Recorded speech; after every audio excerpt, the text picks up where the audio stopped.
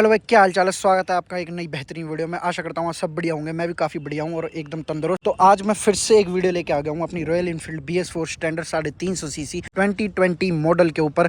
इसके ऊपर मैंने एक डिटेल में वीडियो बनाई थी। बेसिकली वो वीडियो इसके ऊपर थी कि मैंने अपनी KTM को निकाला था, तो मैं इसको लेके आया था, तो मैंने थोड़ा सा आपको एक्सपीरियंस बताया। 6-7 दिन से इसे रेगुलर यूज कर रहा हूँ, तो कैसा मेरे को लग रहा है, कैसा फील हो रहा है, कैसी परफॉर्मेंस निकाल के दे रही है। तो इस वीडियो में बेसिकली मैं डिटेल में बात करूंगा, ओनरशिप एक्सपीरियंस शेयर करूंगा, कितना मैंने इसको चलाया, क्या परफॉर्मेंस चल रही है, क्या माइलेज चल रही है इस बाइक की। तो इस वीडियो को मैंने बेसिकली इसीलिए बनाया डिटेल में आपको ये कुछ चीजें बताने के लिए। तो भाई शुरू करते हैं। सबसे पहले कि मैंने इस बाइक को अपना कितना चलाया 4 साल में, ठीक है ना। मेरे पास KTM भी थी, वो भी 4 साल रखी मैंने, ये भी अपने 4 साल रखी। और आप बिलीव नहीं करोगे, मैंने कभी इतना ध्यान नहीं दिया था, पर गाँव में भाई साहब इसको खड़े खड़े बहुत किलोमीटर रनिंग हो गई है इसकी, बहुत चला लिया इसको मेरे भाइयों ने। तो मैं आपको जरा बेसिकली दिखा देता हूँ कि ये कितनी चली है। देखो भाई 32,577 किलोमीटर देख लो। मैं जो कहता था ना कि भाई मेरी बुलेट खड़ी रहती है, गाँव में खड़ी रहती है, वो चलती नहीं है, खड़ी खड़ी जंग लग जाएगा, उसमें खराब हो जाएगी। तो यहाँ तो उल्टा पारा पड़ गया भाई। मैंने KTM अपनी चलाई थी 20,000 किलोमीटर और मेरी ये बुलेट चल गई है 32,000 किलोमीटर। मैं मतलब बिलीव नहीं हो रहा। जब मैं लेके आया 6-7 दिन मैंने रखी, मैंने तब भी मीटर पे कभी ध्यान नहीं दिया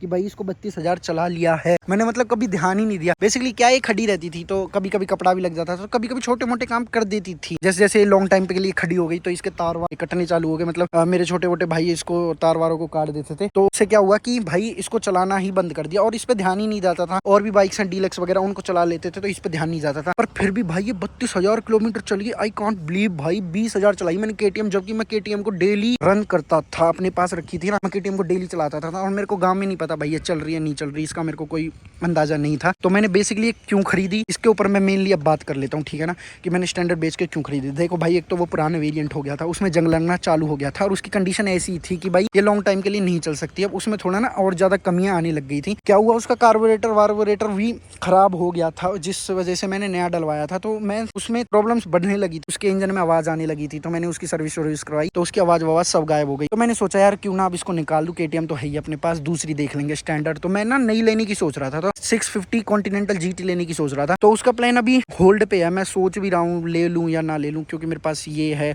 तो मैंने इसका प्लान कैसे बना, बेसिकली मैंने वो निकाल दी, मैंने उसकी कोई वीडियो नहीं बनाई थी। तो मैंने अपने दोस्त को ऐसी दे दी थी, भाई तू ले जा इसको, मेरे को नहीं चाहिए, अब पैसे जब तेरे पे बने तब मेरे को दे देना, ठीक है। तो वो मैंने ऐसी सस्ते में टाल दी भाई। फिर मेरी नजर पड़ी भाई इस बाइक पे, ठीक है ना। मैंने देखा यार 4 साल से खड़ी ऐसे लगा लो। मैं क्यों बोल रहा हूँ कि ये मेरे पास खड़ी थी 4 साल से, क्योंकि भाई वो खास से ही लिया मैंने, ठीक है ना। अपने कतई 4 साल जो उसने खड़ी रखी, इतना कोई चलाया नहीं। तो मैं KTM को चलाता था, मैं 2-3 साल से मैं KTM को ही रन कर रहा था, तब भी उसको मैंने इतना नहीं चला पाया। KTM के ऊपर मैंने बेसिकली बहुत सारी वीडियोस बनाई है। मैं KTM RC 200 2021 वाला वेरिएंट था मेरे पास, उसके ऊपर मैंने बहुत सारी वीडियो बनाई है। जिस भाई ने वो जाके नहीं देखी हो तो वो जाके कृपया उनको चेक करें। और मैंने वो निकाली कैसे कैसे, उसके ऊपर मैंने कोई वीडियो नहीं बनाई, उसके ऊपर भी मैं वीडियो लाऊंगा डिटेल में। मैंने उसको कैसे बेचा, कैसे मैंने मतलब उसको टाला और क्यों टाला भाई। वो भी हालांकि बहुत अच्छी बाइक है, जेन्युइन बाइक है, और ये भी अपनी जेन्युइन बाइक है भाई। देखो बड़ा इंजन हो गया, ठीक है, BS4 वेरिएंट होगा। इसकी साउंड में अभी थोड़ी देर में आपको सुनाने वाला हूँ। और इसमें आप चेंज वेंज करवा के साइलेंसर वगैरह साउंड वाउंड बहुत अच्छी निकलवा सकते हो। BS6 में जो कि ऐसा कुछ नहीं होता भाइयों। तो मैंने ये इसलिए ली क्योंकि मेरे को स्टैंडर्ड शुरू से ही पसंद है, ठीक है ना। इनमें मॉडिफिकेशंस कैसी करवा लो, तो वो बेच के मैंने इस पे देखा कि भाई ये कंडीशन में अच्छी है, तो मैंने ध्यान नहीं दिया था भाई ये इतनी चल रही है, ठीक है। पर इतना इसका कुछ नहीं बिगड़ता भाई। 32,000 चली, इस पे कोई फर्क नहीं पड़ता। 32,000 हालांकि KTM चल रही थी ना, तो उसकी 3-4 बार सर्विस हो जाती, ठीक है।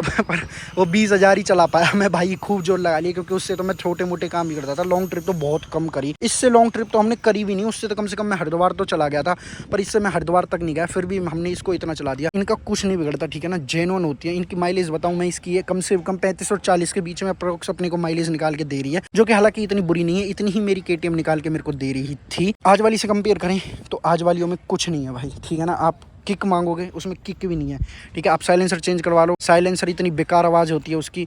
आप उसमें मॉडिफिकेशन करवाओगे वो इतनी अच्छी नहीं लगेगी जितनी ये लगती है, क्योंकि क्लासिक की चेसीज पे बनी हुई है सारी बाइक। और इसका ओनरशिप एक्सपीरियंस बताऊँ ना भाई, मेरे को कहीं भी धोखा नहीं देती, एक किक में स्टार्ट हो जाती है, कोई इतनी प्रॉब्लम नहीं आती, ना कभी मिसिंग की प्रॉब्लम, ना कुछ। आप कितना ही चला लो। कंफर्ट की बात करूँ भाई, कंफर्ट इतना ज़्यादा अच्छा है, मेरे को KTM से ज़्यादा इतना ज़्यादा कंफर्ट मैंने किसी बाइक में नहीं देखा। हालांकि इसके ऊपर भी आती है मीटियोर वगैरह आती है, सुपर मीटियोर वगैरह आती है, उनमें और ज़्यादा कंफर्ट होता है। होता है, पर वो तो बेसिकली ट्रैवल वेरेवल के लिए होती है, लंबे रूट्स के लिए होती है। मेरे को इतना कोई लंबा रूट्स वगैरह नहीं करना, तो इसीलिए मैं इसको ज़्यादा प्रेफर करता हूँ भाई। इसमें बहुत ज़्यादा कंफर्ट है, ठीक है। और बात करूँ इसकी मतलब सर्विस वर्विसेज की, तो सर्विस की कॉस्ट इतनी नहीं है जितनी आप सोचते हो भाई।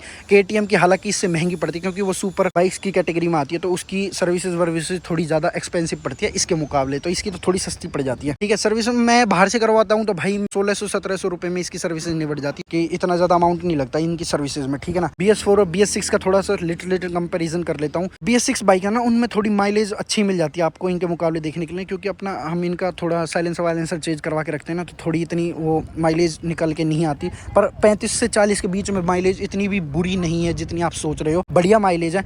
मैंने KTM को बेचा था क्योंकि भाई उसमें ना इतना कंफर्ट नहीं था जितना इसमें कंफर्ट है ना। दुखा देती थी, मैं थोड़ा सा भी आता हूँ ना, 1 किलोमीटर भी आता था तो उसमें हाथ ये मेरे हत्ती दुखने लगती थी, क्योंकि उसमें हाथ एकदम स्ट्रेट रहता था। इसमें कोई सीन नहीं है, इसमें हाथ ऐसे नॉर्मल रहता है, उसमें बिल्कुल ऐसे रहता था, एकदम ब्रेक मारनी पड़ती थी, तो कई बार ये हथेलियां दुख जाती थी भाई। तो इतना कंफर्ट था नहीं उसमें, ठीक है ना। माइलेज तो इतनी थी, उसकी टंकी थोड़ी छोटी भी थी इसके मुकाबले, वो जल्दी भर जाती थी। इसका ऐसा कोई सीन नहीं है, इसकी टंकी थोड़ी बड़ी है तो ये थोड़ा और लंबा ट्रिप निकाल के देती KTM के मुकाबले। हालांकि वो थोड़ी कम ट्रिप निकाल के देती थी क्योंकि टंकी छोटी थी और भरती भी कम पैसों में थी। इसमें थोड़ा ज्यादा अमाउंट लग जाता है, पर इतना नहीं लगता जितना आप सोच रहे हो। तो भाई एक्चुअल मैं बताऊं, अब कंक्लूजन पे आऊं तो बेस्ट बाइक है। BS4 से अच्छी बाइक कोई नहीं है भाई। BS6 भी नहीं है ना, क्लासिक बढ़िया ना वो आज वाली जितनी भी मीटर पिटर ना, सब बेकार है भाई इस स्टैंडर्ड के आगे, BS4 के आगे। और भाई मैं क्या ही बताऊं, सब भाइयों को ये साइलेंसर तो पसंद है ही, और जब ये आवाज निकालता है तो पता चलता है हाँ भाई किसी की ब्लड जा रही है निकल के। तो ये चीजें आप BS6 में नहीं कर सकते। ओनरशिप एक्सपीरियंस बेस्ट है। 32,000 किलोमीटर पे कोई दिक्कत आज तक मेरे को आई नहीं है। जरा मैं आपको ना इसकी साउंड सुना के दिखाता हूँ कैसी आती है,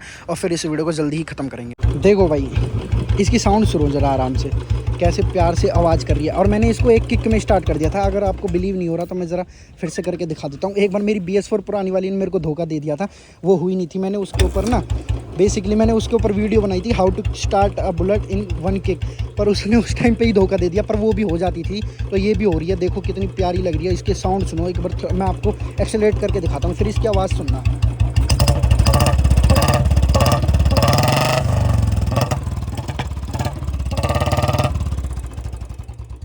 तो यही चीज़ तो मेरे को भाई पसंद आती है बुलेट की, BS4 की, वो भी BS6 में आप ऐसा कुछ नहीं कर सकते। तो मेरा ये एक्सपीरियंस था, इसका ओनरशिप एक्सपीरियंस। तो आपको कैसा लगा? आपको वीडियो पसंद आई तो लाइक शेयर सब्सक्राइब कर देना चैनल को, और देखते रहें तरुण पवार। जल्दी मिलेंगे ऐसी वीडियोस के साथ। बुलेट की अभी तो बहुत सारी वीडियोस पेंडिंग है, सारी चीज़ें धीरे धीरे करके आगे आएंगी। और जो भाई नए हो चैनल को सब्सक्राइब कर देना, और मिलते जल्दी नई वीडियोज़ के साथ। तब तक के लिए सभी भाइयों को राम राम जी।